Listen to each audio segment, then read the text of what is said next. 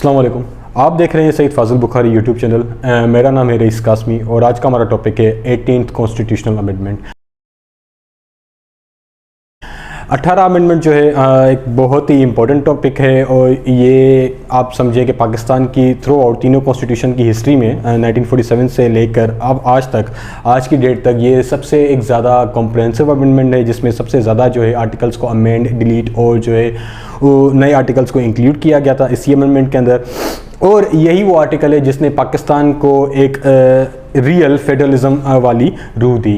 क्योंकि ये बहुत ही एक इम्पॉर्टेंट एक अमेंडमेंट है, इसी वजह से हमने इस टॉपिक को जो है दो हिस्सों में डिवाइड किया है। पहले हिस्से में जो है हम इसका ओवरव्यू देखेंगे, हम इसका बैकग्राउंड देखेंगे कि कौन कौन सी वजूहात थी जिसकी वजह से ये अमेंडमेंट लाना इंडिस्पेंसिबल हो गया था, और दूसरे हिस्से में जो है हम इसके जो इम्पोर्टेंट आर्टिकल्स हैं हम वो डिस्कस करेंगे।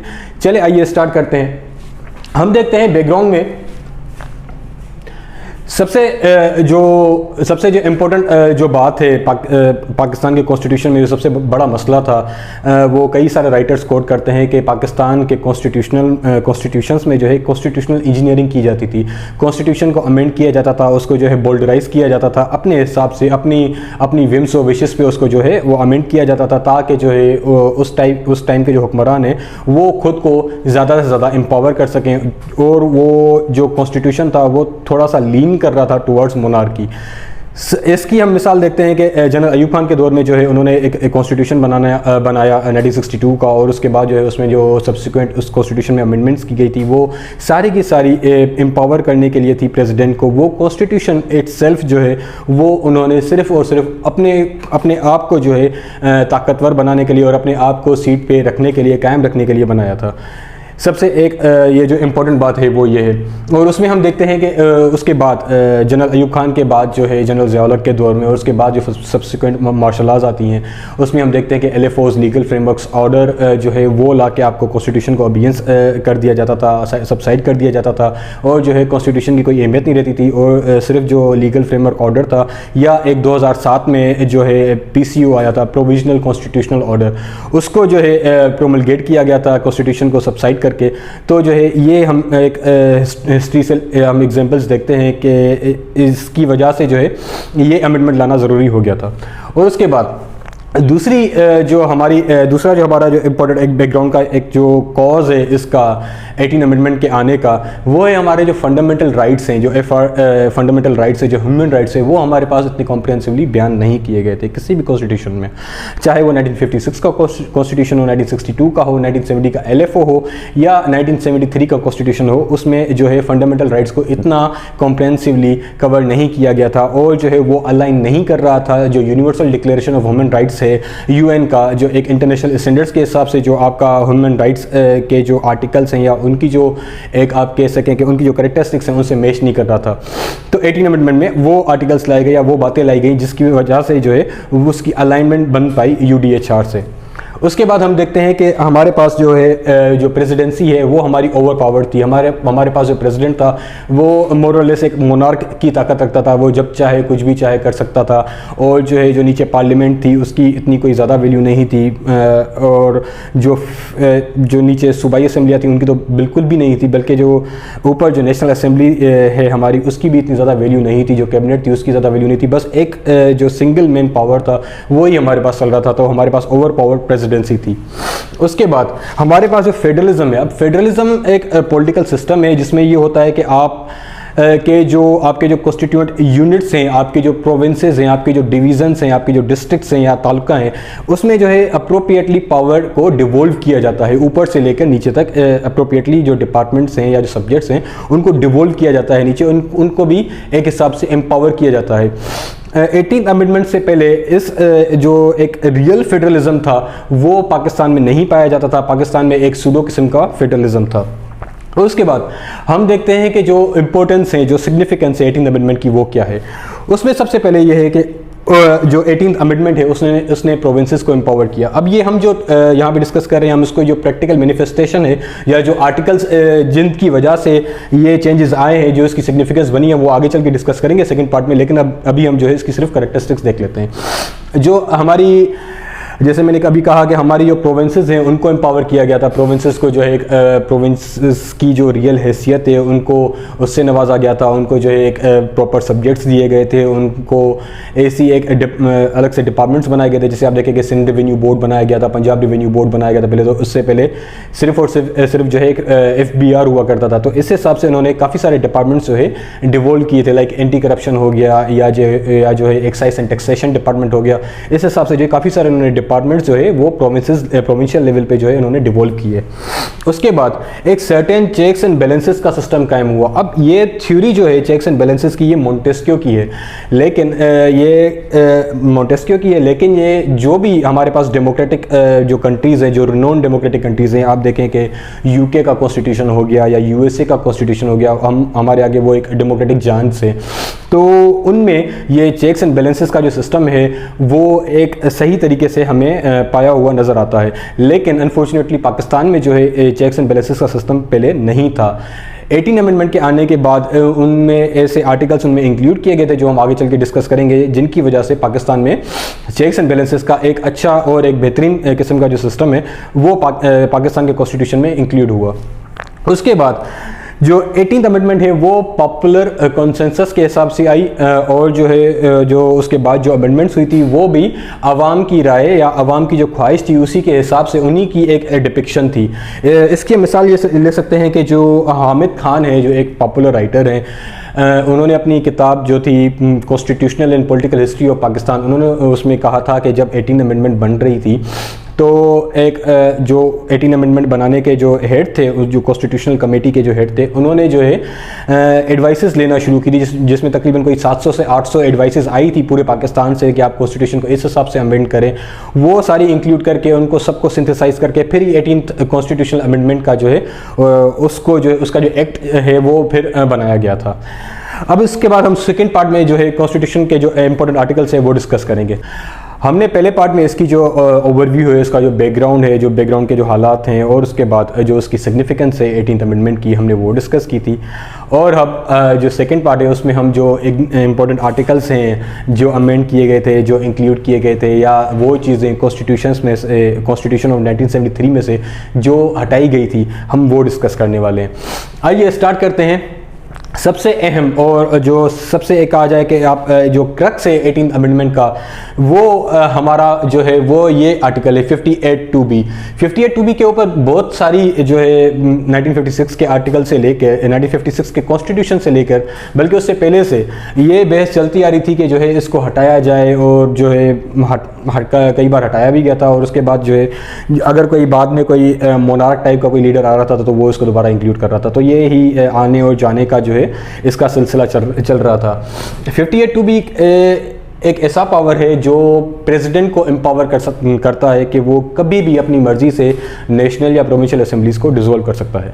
ठीक है, तो ये एक बहुत ही इम्पोर्टेंट आर्टिकल है क्योंकि ये बहुत ज़्यादा मिसयूज़ हुआ था। ये ब्रिटिश एरा के टाइम में ये 1935 के एक्ट में भी दिया गया था, और जो उसके बाद के जो हमारे लीडरान हैं उन्होंने वहीं से उठा के इन्हीं कॉन्स्टिट्यूशन में ऐड किया गया था। और यही वो आर्टिकल है जो 8th अमेंडमेंट में 8वीं अमेंडमेंट में जो है ये दोबारा इंक्लूड किया गया था। उसके बाद 13वीं अमेंडमेंट में ये दोबारा जो है हटा दिया गया था। उसके बाद ये 17th अमेंडमेंट में दोबारा इंक्लूड कर दिया गया था। उसके बाद फाइनली ये 18th अमेंडमेंट जो हम अभी डिस्कस कर रहे हैं उसमें जो है बिल्कुल ही खारिज कर दिया गया था कॉन्स्टिट्यूशन से। उसके बाद जो हमारा सेकंड आर्टिकल है जो इम्पोर्टेंट है वो है आर्टिकल नंबर 89 ऑफ 1973 कॉन्स्टिट्यूशन। उसमें ये पावर था प्रेसिडेंट को कि वो जो है एक ऑर्डिनेंस जो है वो प्रोमलगेट कर सके, वो जो है ऑर्डिनेंस पेश कर सके, और जो है वो लेजिस्लेशन कर सके उसकी। अब उसमें अमेंडमेंट ये की गई थी, पहले ये अमेंडमेंट नहीं थी, कि अगर वो जो ऑर्डिनेंस है अगर वो 90 डेज़ के अंदर अगर वो सेनेट से और नेशनल असेंबली से रेटिफाई नहीं होता, वहाँ से उसको मेजॉरिटी नहीं मिलती, तो वो नल एंड वाइड हो जाएगा, वो एक्सपायर हो जाएगा। उसके बाद आर्टिकल नंबर 213 वो कहता है कि जो चीफ इलेक्शन कमिश्नर की जो अपॉइंटमेंट है उसके ऊपर था। उसमें जो है उन्होंने ये कहा गया था कि जो उसकी अपॉइंटमेंट है बेसिकली वो जो अपोजिशन पार्टीज़ हैं उनकी, जो रूलिंग पार्टीज़ हैं उनकी, उन दोनों की कंसल्टेशन से एक कमेटी बनती है। पर उसके बाद एक जो है एक अनबायस्ड टाइप का या जो है नॉन पार्टीसन टाइप का कोई भी एक सिविल सर्वेंट है उसको जो है चीफ इलेक्शन कमिश्नर के तौर पे नाफिज किया जाता है उन्हें। उसके बाद हम देखते हैं आर्टिकल नंबर 75, उसमें जो प्रेसिडेंट के जो पावर्स थे वो कर्टेल कर दिए गए थे, जो वो वेटो करता था। अब पहले होता ये था कि जो भी एक एक्ट बन रहा है, कोई लॉ बन रहा है, वो बनता पार्लियामेंट से है बेसिकली, ठीक है। अगर वो पार्लियामेंट ऐसे कोई आर्टिकल कोई एक्ट बन रहा है और वो जो है फाइनल रेटिफिकेशन के लिए एक प्रेसिडेंट के पास आता है। अब पहले ये पावर हुआ करता था प्रेसिडेंट को कि वो अपने स्ट्रोक ऑफ पेन से उसको जो है वीटो कर दिया गया करता था। उसके बाद जो है वो जो एक्ट था, जो पॉपुलर एक्ट था, वो नल एंड वाइड हो जाया करता था और जो की कोई अहमियत नहीं रहा करती थी। अब 18th अमेंडमेंट के आने के बाद वो जो वेटो पावर्स हैं प्रेसिडेंट के किसी भी एक्ट को जो है वेटो करने के लिए, तो वो अब जो है कर्टेल कर दिए गए हैं, वो काफ़ी हद तक ख़त्म कर दिए गए हैं। उसके बाद हमारा है इसके सिमिलरली जो आर्टिकल 101 आर्टिकल है वो हमें ये कहता है कि जो गवर्नर्स की जो अपॉइंटमेंट है, सूबों के जो गवर्नर्स है उनकी अपॉइंटमेंट जो है वो प्राइम मिनिस्टर के कंसल्टेशन से की जाए, वरना उसके अलावा नहीं हो सकती। पहले ये होता था कि जो प्रेसिडेंट है वो अपनी विशेस पे जो है गवर्नर्स को अपॉइंट कर दिया करता था। अब ये हुआ है कि जो एक जैसे एक प्राइम मिनिस्टर है वो आवाम से उठ के आ रहा है, या एक आप समझें कि एक आवाम का ही मेन लीडर है, वो जो है एक समझें कि लीडर ऑफ द गवर्नमेंट होता है जो प्राइम मिनिस्टर है, और लीडर ऑफ द कैबिनेट होता है, तो वो एक पूरी की पूरी कैबिनेट को लीड कर रहा है। तो उसकी रिकमेंडेशन के बिना ही पहले जो गवर्नर है वो अपॉइंट कर दिए जाते थे, लेकिन अब ऐसा नहीं होता। अब जो है जब तक प्राइम मिनिस्टर की रिकमेंडेशन ना हो कोई भी गवर्नर ऐसे अपॉइंट नहीं हो सकता। उसके बाद आर्टिकल नंबर 100 अटॉर्नी जनरल को ये रिस्ट्रिक्ट करता है, वो उसको मना करता है कि वो अटॉर्नी जनरल की सीट पे आने के बाद प्राइवेट प्रैक्टिस ना करें। उससे पहले ये होता था कि जो अटॉर्नी जनरल हुआ करते थे वो अपनी सीट पे भी होते थे और जो है वो अपनी प्राइवेट प्रैक्टिस भी चला रहे होते थे, जिसकी वजह से कई ज़्यादा मसले मसाइल होते थे। लेकिन 18th अमेंडमेंट के आने के बाद जो है ये जो है उनके जो पावर्स हैं अटॉर्नी जनरल के, उनको कर्टेल कर दिया गया। उसके बाद आर्टिकल नंबर 232 है जो इमरजेंसी जो है उसके बारे में कहा जाता है, उसको डिस्कस करता है आर्टिकल 232 को। तो उसमें ये अमेंडमेंट की गई थी कि जो आपके जो प्रोविंसेस हैं उनकी कंसल्टेशन, उनकी रिकमेंडेशन के बिना जो है आप उस सूबे में जो है इमरजेंसी नाफिज नहीं कर सकते। इससे पहले ये होता था कि कोई भी प्रेसिडेंट या अगर पार्लियामेंट जो नेशनल असेंबली है वो अगर जब भी चाहे वो मुल्क में इमरजेंसी नाफिज कर सकती है, लेकिन अब ऐसा नहीं होता। अब जब तक सूबों की जो प्रोविंशियल असेंबलीज़ हैं उनका कंसेंट ना हो, उनकी रिकमेंडेशन ना हो, तो उस सूबे में जो है वो इमरजेंसी नाफिज नहीं हो सकती। उसके बाद आर्टिकल 153 या 154 जो है वो काउंसिल ऑफ कॉमन इंटरेस्ट को डिस्कस करता है। अब सीसीआई का जो है मेन जो मकसद है वो ये है कि वो सेंटर जो हमारी जो यूनिटरी स्टेट है उसका जो मेन यूनिट है वो, और जो फेडरेटिंग यूनिट्स है जैसे प्रोविंसेस हो गए, उनके बीच में जो है वो कोऑर्डिनेशन करवाना इसका काम होता है। ये काउंसिल होती है, इसमें आई गेस 10 से 15 मेंबर्स होते हैं और उसका एक हेड होता है। तो अब इसमें ये अमेंडमेंट की गई थी कि ये हर 90 दिन के बाद मिलेगी, वरना इससे पहले ये होता था कि ये काफ़ी टाइम तक जो है इनकी मीटिंग्स वगैरह नहीं हुआ करती थी, तो जो है इसकी इफेक्टिवनेस में बहुत ज़्यादा फ़र्क पड़ रहा था। तो अब इसको जो है ये कर दिया गया है कि ये 90 डेज़ में इसका जो मिलना है वो इसकी जो मीटिंग होनी है वो लाजमी करार दे दी गई थी इस आर्टिकल में। उसके बाद हमारा जो आर्टिकल 128 अब 1908 के जैसा ही आर्टिकल 128 है, जिसमें ये डिफ़ाइन करता है कि जो गवर्नर्स के जो पावर्स हैं अपना जो गवर्नर्स के जो पावर्स हैं प्रोमलगेट करने के ऑर्डिनेंस को, उसको भी कर्टेल कर दिया गया था। वो भी सिमिलरली ऐसे ही था जैसे 90 डेज़ के अंदर अगर वो किसी प्रोविंशियल असेंबली से उस जिस सूबे का वो गवर्नर है उस सूबे की प्रोविंशियल असेंबली से अगर वो ऑर्डिनेंस जो है वो रेटिफाई नहीं होता विद मेजोरिटी, तो वो नल एंड वाइड हो जाएगा, उसकी कोई वैल्यू नहीं रहेगी लीगली। और अब उसके बाद जो है जो फोर्थ शेड्यूल था, फोर्थ शेड्यूल कॉन्करेंट लिस्ट को डिस्कस करता है। अब जो है एक तो मेन चीज़ें होती हैं जो कॉन्स्टिट्यूशन के आर्टिकल्स में इंक्लूड की जाती हैं। अब काफ़ी सारी ऐसी चीज़ें होती हैं, ऐसे डिपार्टमेंट्स होते हैं जिसको एक आर्टिकल में डिस्कस करना जो है इतना ज़्यादा मतलब समझिए कि इतना ज़्यादा इंपॉर्टेंट नहीं होता, या जो है अगर वो सारे डिपार्टमेंट्स हम आर्टिकल्स में डिस्कस करने लग गए तो फिर जो है कॉन्स्टिट्यूशन बहुत ज़्यादा लेंदी हो जाएगा। इसकी वजह से इन्होंने जो है लिस्ट ऑफ सब्जेक्ट्स जो है वो डिवाइड की थी। अब उसमें 3 टाइप की लिस्ट ऑफ सब्जेक्ट्स हुआ करती थी, एक होती थी फेडरल, एक होती थी प्रोविंशियल और एक होती थी कॉन्करेंट। अब जो फेडरल लिस्ट थी वो फेडरल जो भी गवर्नमेंट के जो डिपार्टमेंट्स होते हैं उनके काम करने के ऊपर वो बताई जाती थी। जो प्रोविंशियल लिस्ट होती थी वो उनके ऊपर थी कि आप जो हैं जो प्रोविंशियल हमारे जो डिपार्टमेंट्स हैं, जैसे प्रोविंशियल एजुकेशन हो गया, प्रोविंशियल हेल्थ हो गया, ऐसे जो भी डिपार्टमेंट्स हैं प्रोविंसेस के, उनके ऊपर जो है ये डिस्कस करता था। और कॉन्करेंट लिस्ट उन डिपार्टमेंट्स को या उन इदारों को डिस्कस करता था जो दोनों जगहों पे पाए जाते हैं, लाइक जैसे एग्रीकल्चर एंड फॉरेस्ट्री है वो प्रोविंसेस में भी पाया जाता है, वो जो है फेडरेशन में या जो है सेंटर में भी पाया जाता है, तो उनको जो है डिस्कस करता था कॉन्करेंट लिस्ट। तो इन्होंने इस कॉन्करेंट लिस्ट को ही अबॉलिश कर दिया, जिसकी वजह से बहुत ज़्यादा मसले हो रहे थे, क्योंकि अब जो प्रोविंस है जो सेंटर है वो अपनी विशेस जो है वो प्रोविंसेस पे इम्प्लीमेंट करना चाह रहा था, वो इम्पोज करना चाह रहा था। तो अब कॉन्करेंट लिस्ट के हटने के बाद ये हुआ कि जो उनके जो डिसीजंस हैं वो इतने ज़्यादा इफेक्टिव नहीं हुए प्रोविंसेस में, और जो है प्रोविंसेस की अपनी ऑटोनॉमी बढ़ना शुरू हुई, वो अपने हिसाब से अपने डिपार्टमेंट्स के ऊपर जो है डिसीजन मेकिंग कर सकते हैं या डेवलपमेंट कर सकते हैं। उसके बाद it's the most important one, article 160 जो है वो नेशनल फाइनेंस कमीशन को डिस्कस करता है। अब इसमें जो है जो फाइनेंसेस होते हैं, किसी भी आप समझिए कि कोई भी एक बजट आता है या कोई भी एक फाइनेंशियल एलोकेशन जो होती है प्रोविंसेस को, तो वो इस आर्टिकल के तहत होती है। अब इसमें जो है पहले ये होता था कि पहले कभी कम कभी ज़्यादा अपने हिसाब से दे दिया जाता था ना प्रोविंसेस को। अब इसमें ये अमेंडमेंट की गई है कि जो भी एनएफसी अवार्ड दिया जाएगा वो पिछले से कम नहीं होगा, उससे ज़्यादा हो सकता है, उससे कम नहीं हो सकता। ये कॉन्स्टिट्यूशन में आर्टिकल नंबर 160 में ये अमेंडमेंट की गई थी। तो इसकी वजह से अब ये हुआ कि जो भी नेशनल फाइनेंस कमीशन जो भी अवार्ड आ रहा है तो वो पहले से ज़्यादा ही होके आ रहा है, और जो है वो एक प्रोविंसेस को जो है आप समझे कि एक फाइनेंशियल ऑटोनॉमी भी दे रहा है। उसके बाद जो 17 अमेंडमेंट है, अब ये 17 अमेंडमेंट जो है जनरल मुशर्रफ के टाइम पे आई थी, और उसी अमेंडमेंट में जो है पीसीओ प्रोविंशियल कॉन्स्टिट्यूशनल ऑर्डर जो हम पिछले लेक्चर में डिस्कस करके आए हैं, वो 58(2)(b) और जो है बहुत सारे ऐसे पावर्स जो उनको खुद को एम्पावर कर रहे थे, उनको खुद को एक समझे कि एक सम सॉर्ट ऑफ मोनार्की के पावर्स दे रहे थे, वो सारे के सारी 18 अमेंडमेंट को ही जो है सबसाइड कर दिया गया था, उसको अबॉलिश कर दिया गया था।